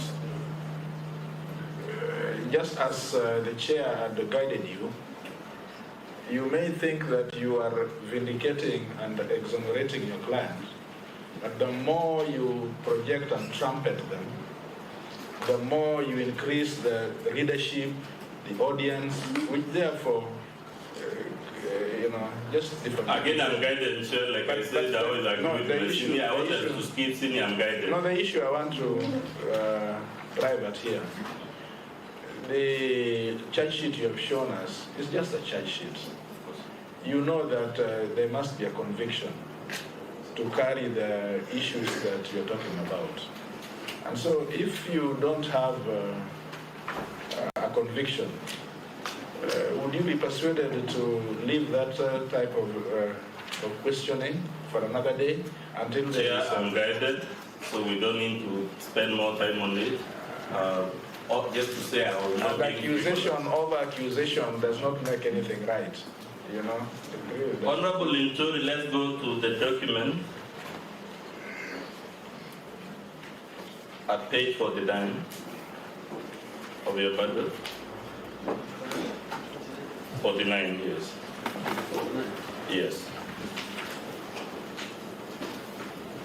What is that document, sir? Of National Serious and Produce Policy. That's the organizational structure of what? NCPB. Is that the agency that was procuring the fertilizers in question? Yes.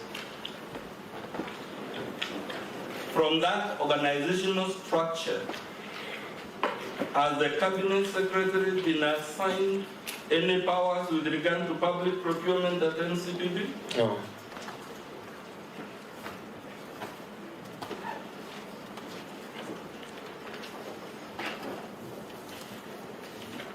Let's go to the procurement department under that organizational structure.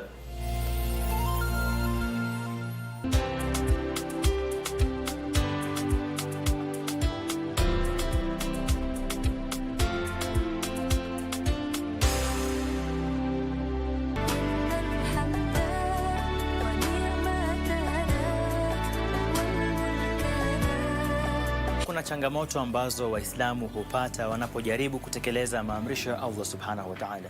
Tuwe tayari katika hali ya kutafuta elimu ya Mwenyezi Mungu Tabaraka wa Ta'ala.